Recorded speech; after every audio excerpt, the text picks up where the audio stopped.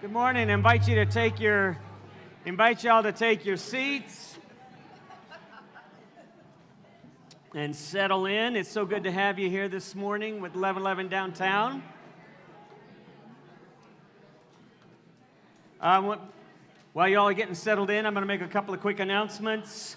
First of all, I want you to register your attendance. Make sure you register your attendance on the card or online using the scan code. Feel free to do that. And we'd love to, especially if you're visiting here for the first time, we're getting this echoey thing going on up here.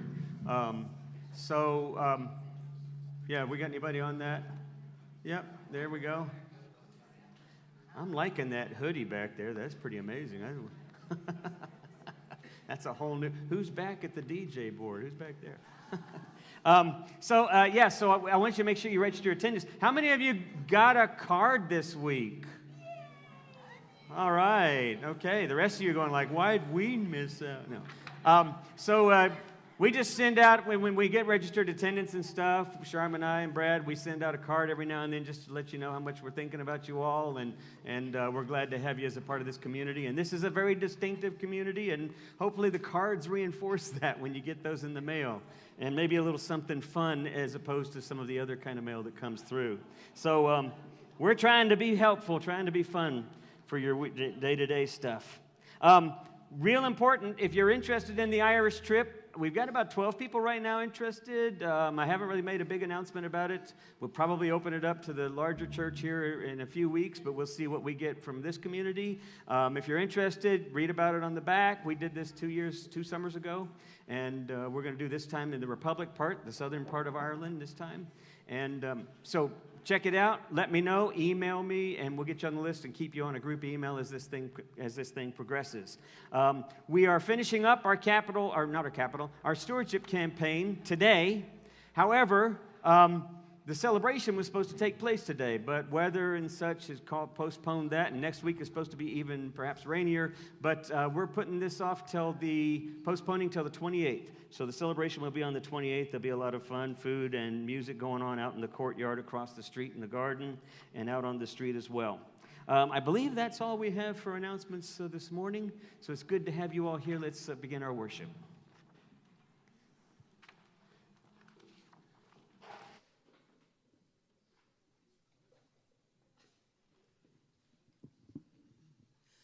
Good morning. The welcome candle is lit. If you will follow along with me on the boards or here.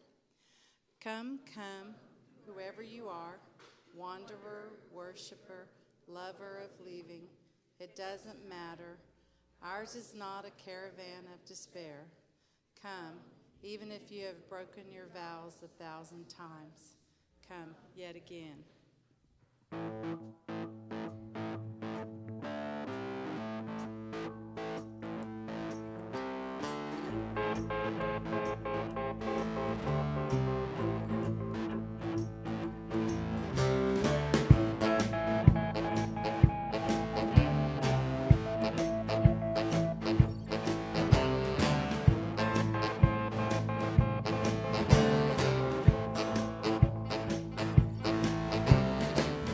When I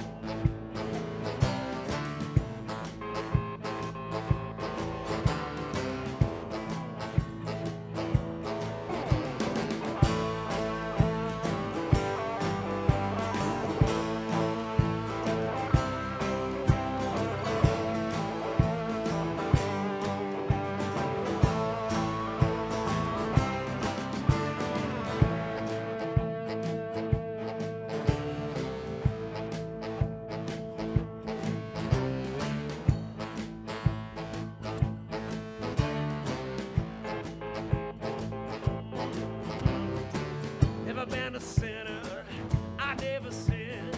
I've got a friend in Jesus. So you know that when I die, he's gonna recommend me to the Spirit in the sky. Oh, he's sending me with the Spirit in the sky. That's where I'm gonna go when I die. When I die, they lay me to rest. Gonna go to the place that's the best. Go to the place that's the best.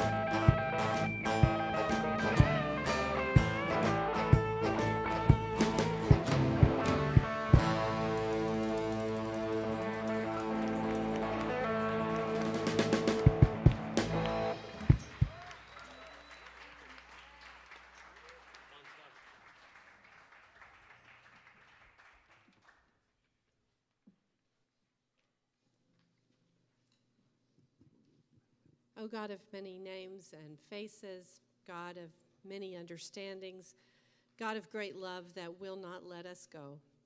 We are so thankful for our life together.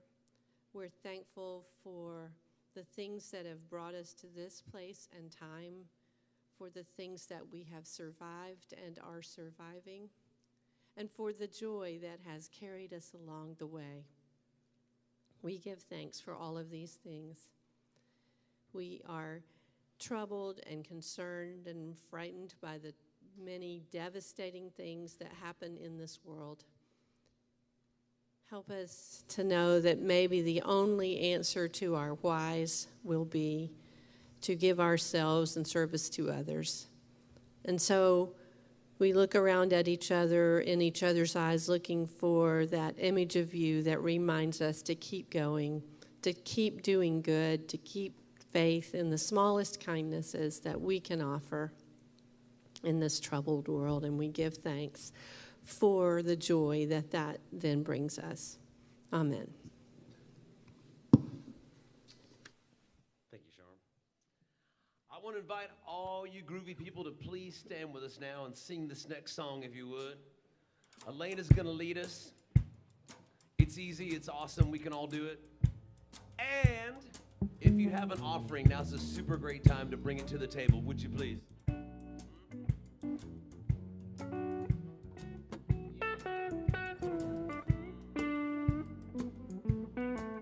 All right.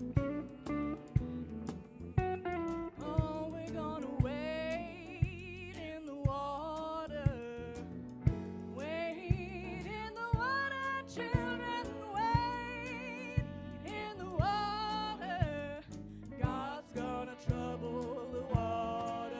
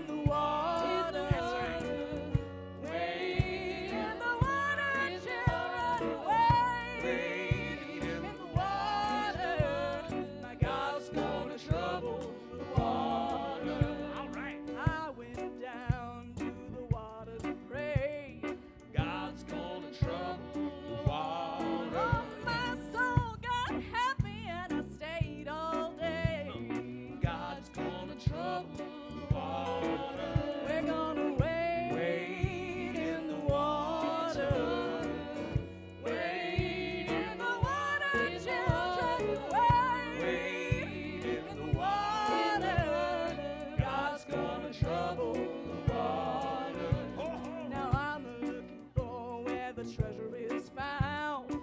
God's gonna trouble the water.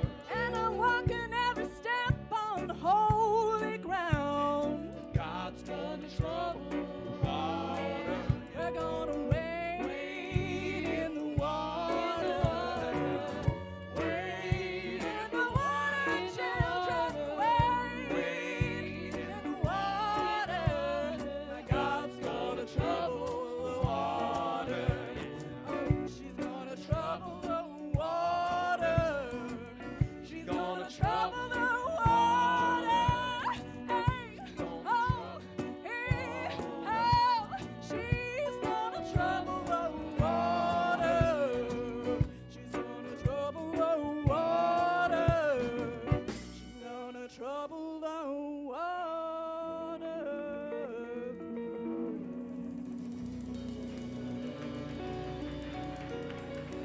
Yes, Elena. Thank you, sister. Take a moment and offer one another a sign of peace, would you now?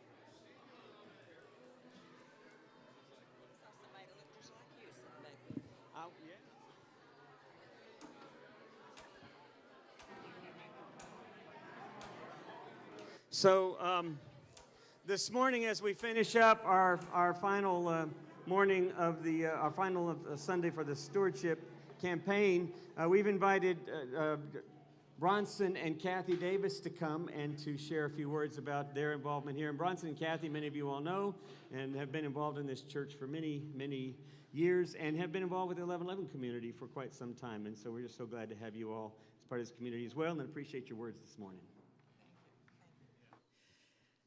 Good morning. We're honored to speak to you for a few moments about our journey with a very important community that has been in our life for a number of years. And then an extremely important part of that large community, namely this service, of worship and of fellowship. And this is a service which brings us all together as participants. And in the words of the song we sang this morning, we think it is one of the places that is the best.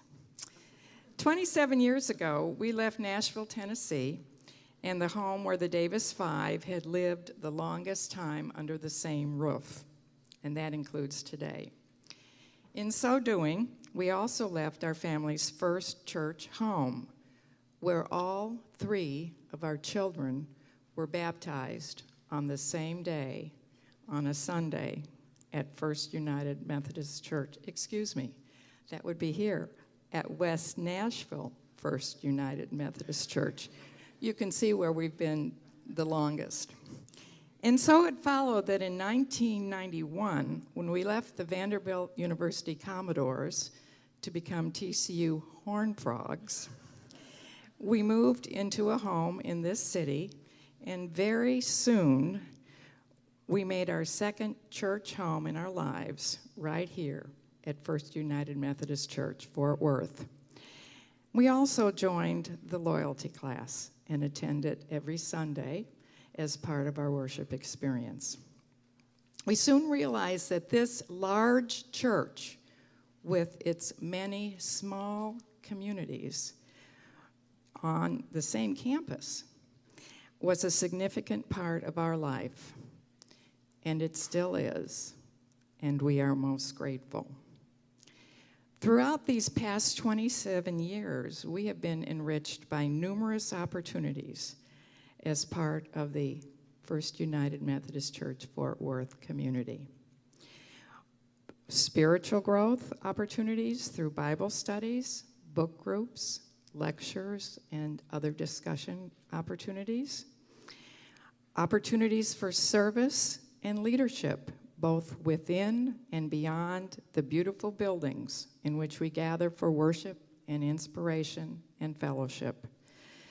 Those for service to the people within the church walls, where we can share our time and our talents in hundreds of ways on committees and as volunteers. And for service to the people outside the walls through research programs in this city, in other places in Texas and the nation, and the world.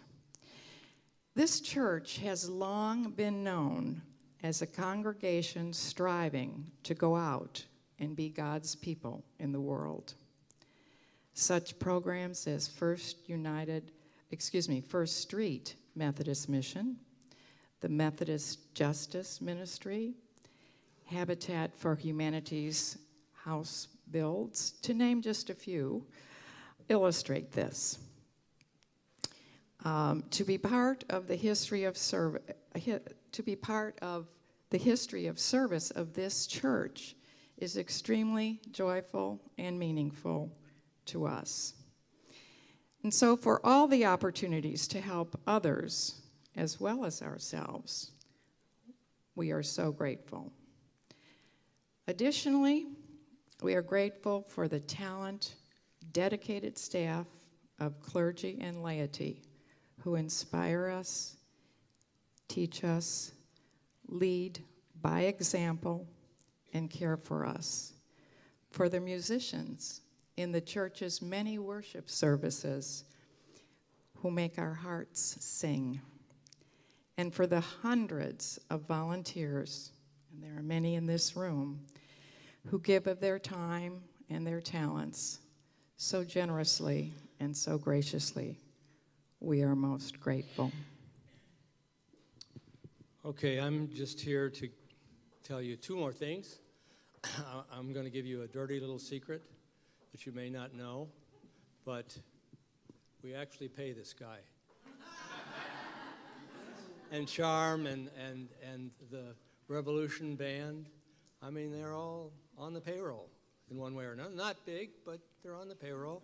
And it's really critical. Now, you can imagine if you have to pull together a $5 million budget that you'd like to have some sense of what your revenue might be for the year. And that's why we ask you to make a pledge. And so, actually, I have my pledge, Kathy's pledge, right here. Put it in today. And it's to help the church know what we might give in the next year. It's not binding. It's just a good faith effort. And so I hope you'll consider that and be part of our giving program this year. So thank you very much. Thank you. Yeah.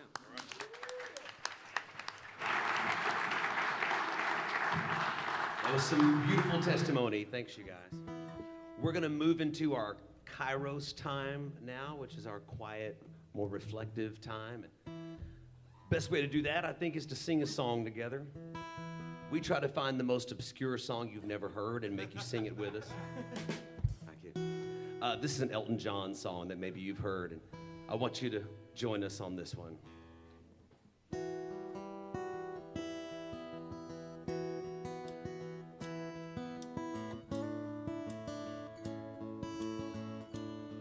Right here we go. The words I have to say may well be simple, but they're true.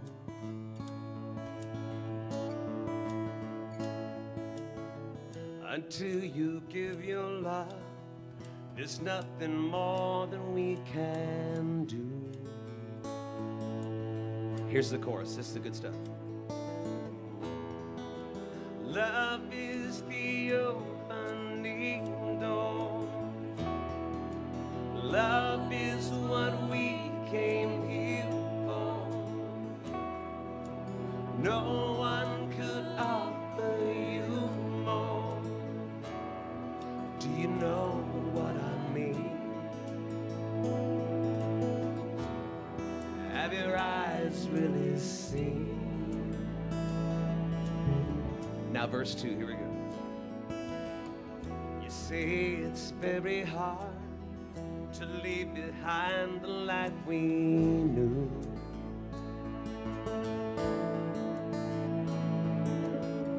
But there's no other way, and now it's really up to you. Now the chorus. Love is the key we must turn. Love is the flame we must burn. Freedom, the lesson we must learn. Do you know what I mean? Have your eyes really seen?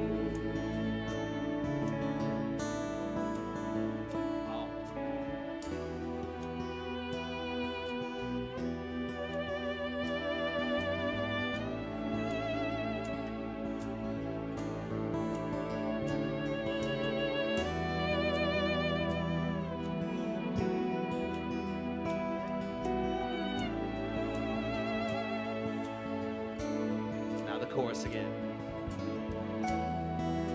Love is the opening door. Love is what we came here for. No one could offer you more.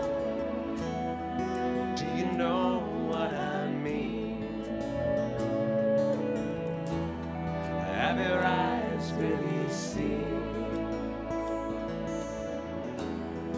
Do you know what I mean? Have your eyes really seen?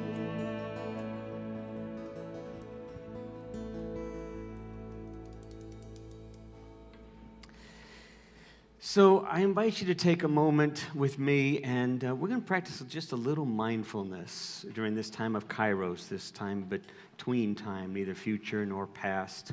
It's really hard to let the past go. It is hard to leave the past behind, as we just sang, and to see something new. But that's part of what mindfulness is about, inviting us to be in this moment, to try to capture this moment, to just be present as moments progress. So I invite you to close your eyes if that's comfortable, to put your feet on the floor squarely, or whatever's comfortable to you, but just to imagine your body completely relaxed. And I'm going to invite you with me in a moment to take a few deep breaths. And with each inhale, I want you to think about something you brought, maybe an anxiety, maybe something's been on your mind, maybe even a joy and an expectation, whatever that you're carrying. I'm going to invite you to take that in with the breath and then to let it go as we exhale. And we're going to do that 3 times. Just take in a long, deep breath. So with me, let's take in a breath. And then a slow exhale.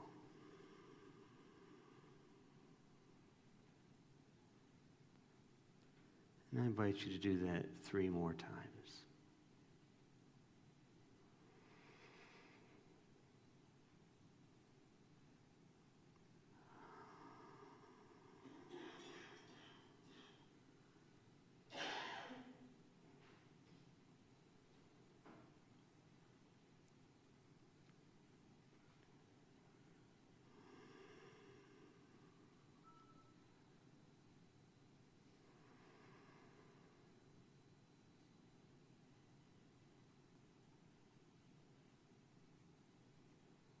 We share breath with one another.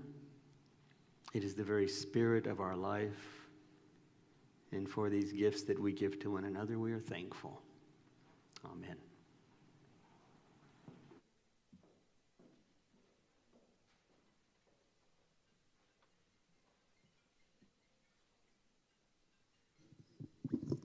Good morning. Today's scripture reading is from John 4, verses 19 through 24. The woman said to him, "Sir, I see that you are a prophet. Our ancestors worship on this mountain, but you Jews say that the place where people must worship God is in Jerusalem." Jesus said to her, "Woman, believe me, the hour is coming when you will worship God neither on this mountain nor in Jerusalem. You will worship what you do not know. We worship what we know. For salvation is from the Jews. But the hour is coming and is now here when the true worshipers will worship God in spirit and truth. For God seeks such as these to be in worship. God is spirit, and those who worship God must worship in spirit and truth."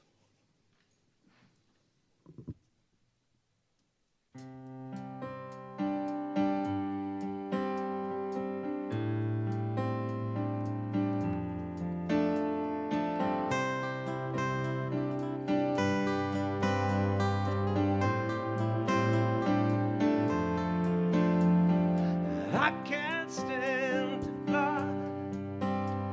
I'm not naive. I'm just out to find the better part of me. I'm more than a bird. I'm more than a plane. More than some pretty face beside a train.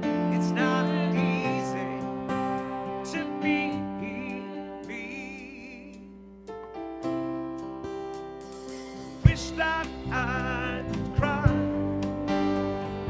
fall upon my knees, find a way to lie at home I'll never see.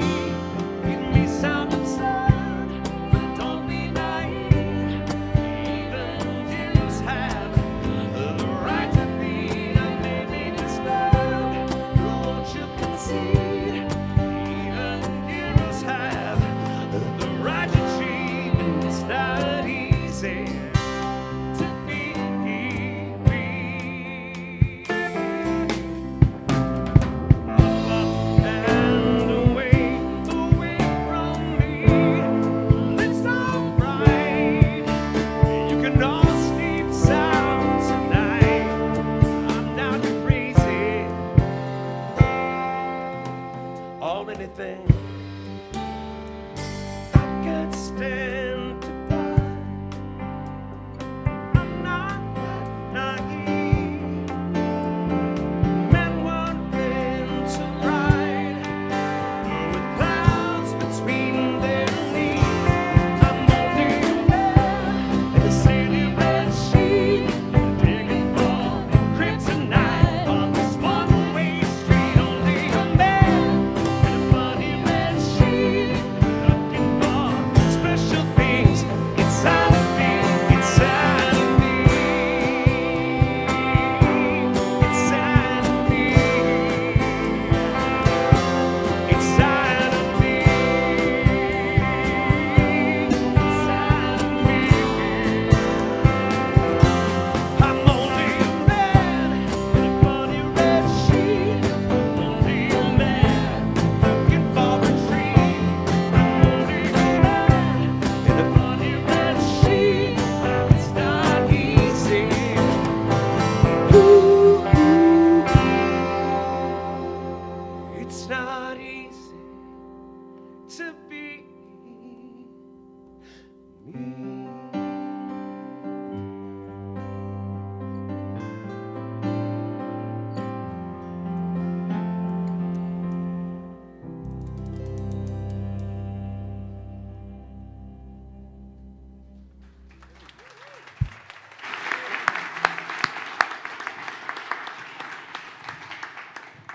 I love that song. I love that song. So as you all know, and you all who've been visiting with us or gathering, and those of you maybe for the first time here visiting, we do things a little strange in here.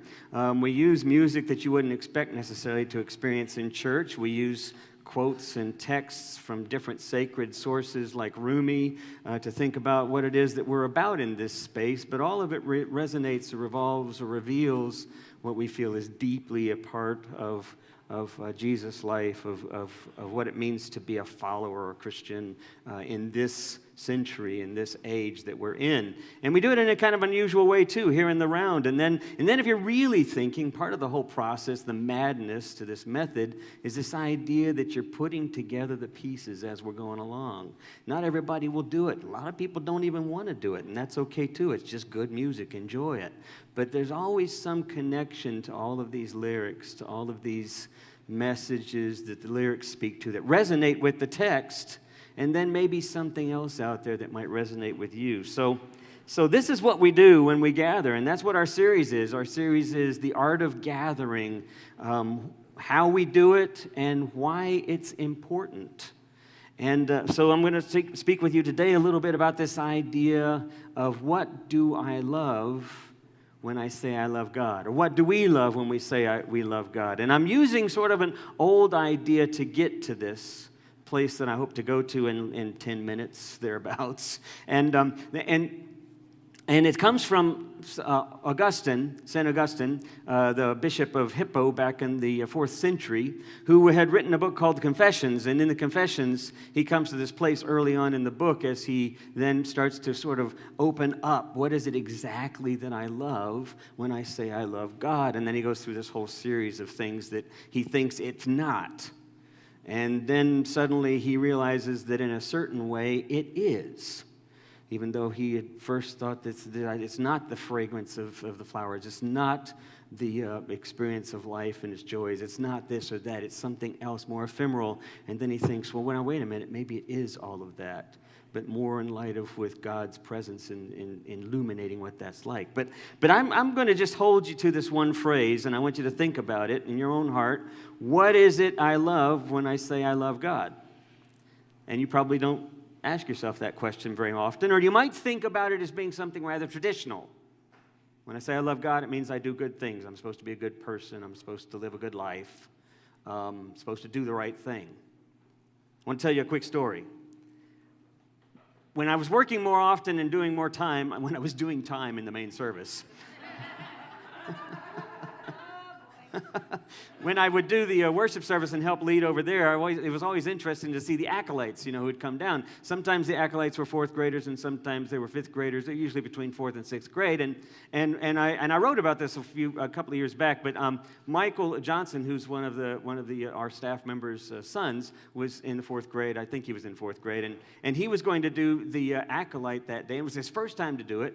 And I'm sitting up there in the front on the altar, and I'm watching. Of course, we're all dressed in robes, and if you've been in the sanctuary, it's a very majestic, not somewhat Gothic, but just a majestic space. It's just overwhelming with the majesty and beauty of it, and it's kind of dark, and there's candles, and the choir's in their seats all elaborately dressed, and all of us sitting up there in our robes, trying to smile, but we kind of look a little stoic too, all fancied up like that, and here he comes down the aisle in his robe, and he's really walking careful, and Elaine told me, he worked hard. He was like, I'm going to get this right.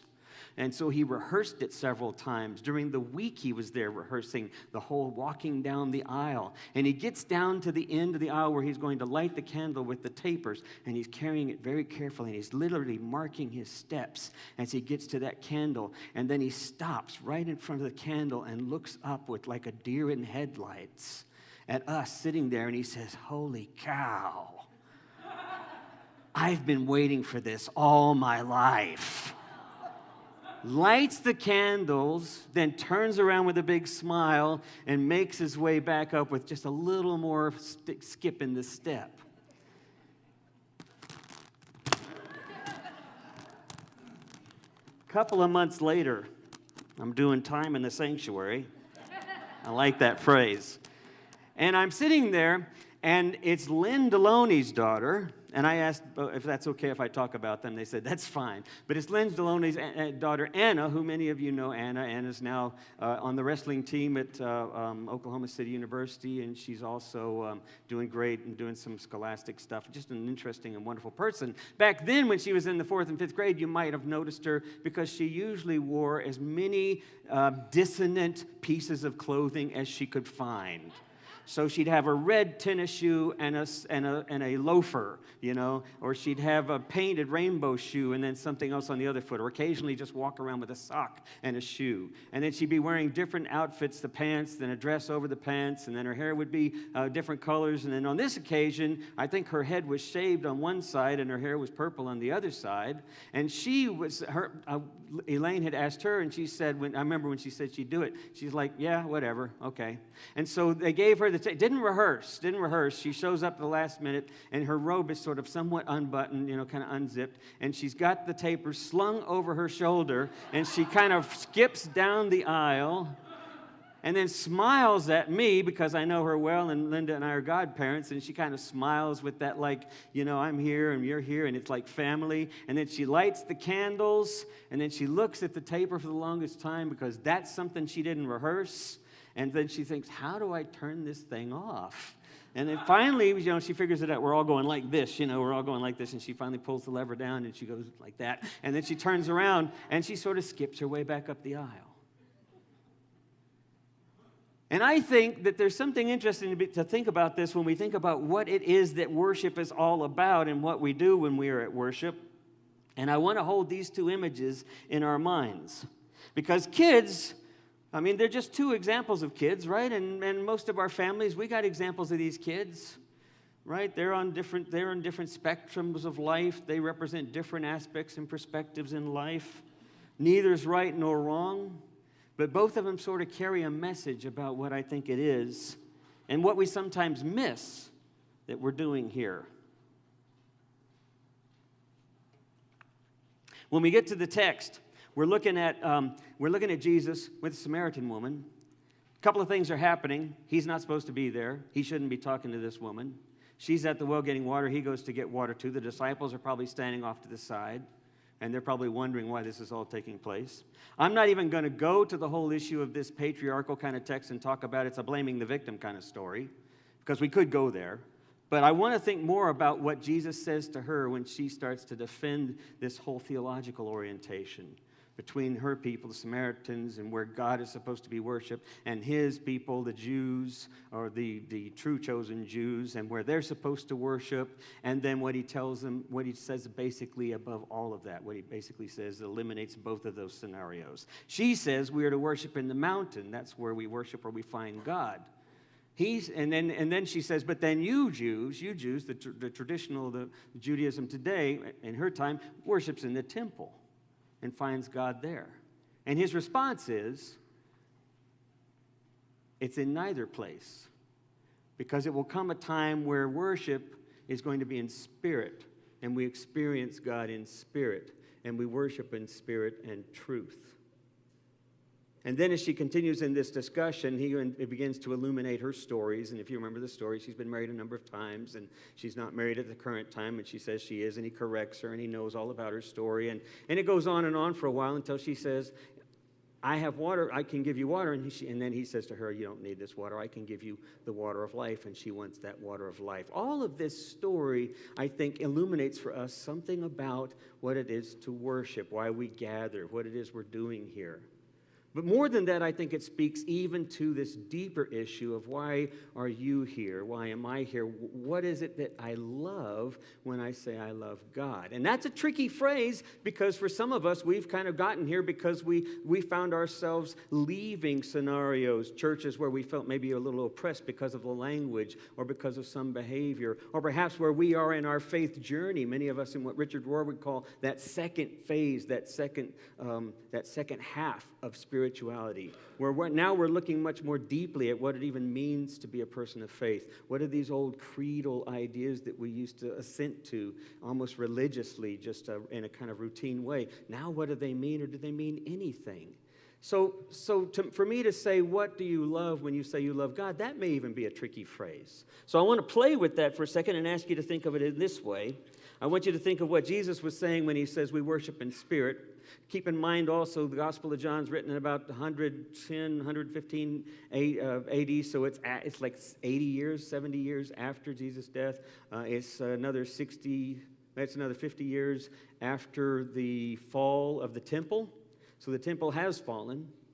So in a sense, The story's already saying what Jesus says will happen. The temple's already gone.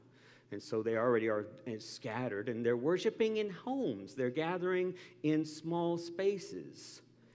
Now, again, think to yourself about traditional worship, which is this majestic space that is overwhelming, and this sense of the majestic, and where we are now. Why do we do this? Why are we worshiping this way? Part of the intention behind this, of course, for us is this idea that we are here together, that we experience God in one another, that we experience God as the ground of our being, as Paul the Apostle wrote to the Romans in the book of Acts. We experience God in this very rootedness of our being. So let's go back then and think about spirit as breath, as the very source of life. Think of God as ground of being, and then ask ourselves, what is it that I love when I say I love the ground of my being? And then it gets tricky for a couple of reasons. One, I'm not sure we ask ourselves that question very much. And two, I'm not sure we love the ground of our being. What is it that you love? You love a good pie? You love a good song, good music? You love a good band? You love your car? You hate your car. Your car is the bane of your existence now. You love your house. You love your kids. You love your wife, or you love your husband. You love your partner. Think of all the ways in which we say, I love. What is it that I love? I think as we approach these things, we begin to see a little bit more about what it means to love at the depth of our being. Because that's not what I'm talking about, how we love something, how we love someone. Over time, we learned that loving someone isn't exactly what we expected. It requires more of us. It requires more of our essence. It requires more of our vulnerability. It requires more of our brokenness. And love becomes more of a journey than an actual experience or an actual object. So what does it mean for me to say, I love God? What do I say I love? Is it already 5 till? Are we already there? Yeah, we're already getting there.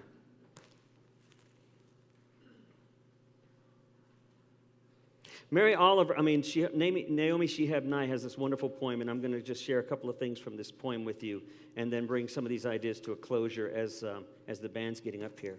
She has a wonderful poem called Famous. I think it speaks to what it is that we are called to love, what we're invited to love when we love the ground of our being. The boot is famous to the earth, more famous than the dress is famous to the dress shoe is famous to the floors. The bent photograph is famous to the one who carries it, but not at all famous to the one who is pictured. I want to be famous to shuffling men who smile while crossing streets, sticky children in grocery lines, famous as the one who smiled back. I want to be famous the way a pulley is famous, or a buttonhole, not because it did anything spectacular, but because it never forgot what it could do. I think what happens when we gather to worship is that we begin to discover something. As we connect with the ground of our being in a more vulnerable and honest way, something happens with this idea of, I love God. Something begins to happen that's so rich and so deep that it's no longer, I love God, it suddenly just becomes, I love. So I want to invite you to think this week. As you move through the week, I want you to think of all the ways in which we are invited to pay attention to one another. But when we pay attention, what I want to invite you to do is to take that deep breath before you even encounter, before you even engage, and to let it out. And then take another breath and to let it out. And just remind yourself, I'm breathing. You're breathing. We're sharing this sacred gift of spirit. We share the same ground of being. And then the second thing I want you to do is take another deep breath. And as you do, I want you to say, I am glad you're here. Not to them. I mean, you can say that, but I want you to say that in your head and let it out. And I want you to say it again. What this does is something pretty unusual and profound, I think. It reminds us we're not there for our agenda. To share in the ground of being begins with being here for one another. Trusting that, in fact, even where we experience discomfort, we share the ground of God's being with one another. And the only way that we can get there sometimes is like what Rumi says when he says, stop seeking for love, right? Stop seeking for love. Seek instead for all the barriers we put up in resistance to it. Seek instead for ways we can let go of those things that we might experience the love that's already present. Take some breaths. Remember that we are here rooted in God's being and that we share that with one another. I'll close with this last thought. If you read the book, The Brothers Karamazov, you remember a scene where the elder Zosima, and I'm mispronouncing his name, but where he talks to Ivan the Doubter. He says this about loving God. Love all God's creation, both the whole of it and every grain of sand. Love every leaf, love every light. Love animals and plants, love each one. And if you love each one, you will begin to perceive the something of God's mystery in all things, in all people. And once you have perceived that you are in the presence of God's mystery because you have loved first, you will begin to perceive more and more of it every day, and at last you will come to love the whole world with a single universal love.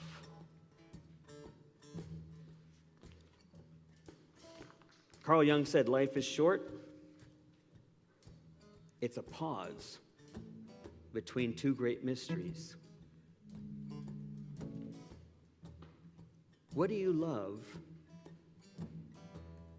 when you say you love God?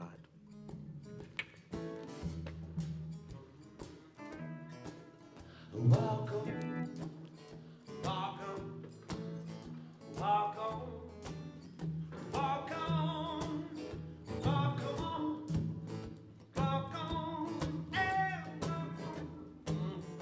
welcome. You got to give on to you find your way. The road is so lonely, shoes get awful thin.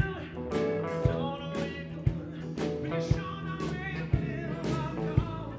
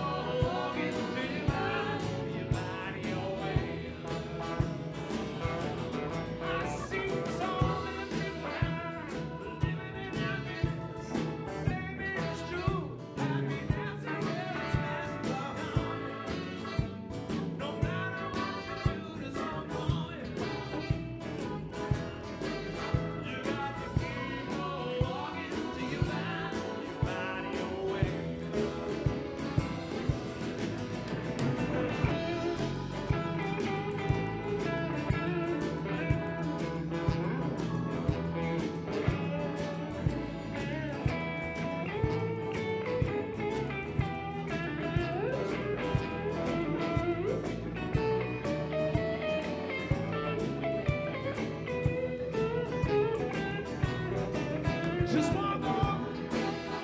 Walk on. Walk on. Say walk on. Walk on. Walk on. Walk on. You got to keep on walking till you find your way. Just walk on. Walk on. Just walk on. Walk on.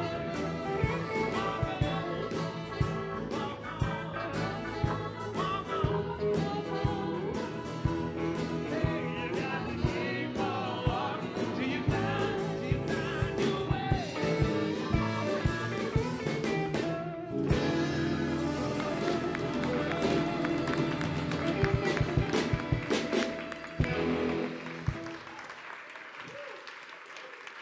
Yep. Brad, I think I was supposed to walk up earlier. They'll keep playing afterwards. Listen, but I want you to take your hand, stand up, take a hand next to you. And I want one last thought here as we're thinking about this idea of why we do what we do and why it's important. I think about this worship service and how important it is to each of us, and that we do this, we practice this. So many of us do this all the time, practice this presence with one another. But it occurred to me the other day as I was thinking about what the band does, and I was reading Naomi Shihab Nye's poetry, and I remember something that Krista Tippett said when she was talking about Poetry Week I guess it was last year, and she said, we think of poetry as an indulgence, right? But she said, it's essential. I think of this worship service sometimes as indulgence, right? I mean, I think that's how fun it is and how great it is and the music we have and a new way of thinking about our faith, a way to explore it together. And then I think about our world, and I think about our polarized communities and nation and people, and I think it's not an indulgence. This is essential. And who we are beyond this place is essential. Let's pray. Holy One, as we make our way from this place, we leave broken, we leave open, we leave in pieces, incomplete, for we are made whole in one another. We are made whole in you, the ground of our being, as we open to one another and to experience that in new ways. Bless us as we leave this place, that we might be parts of that puzzle in search of the whole. Amen.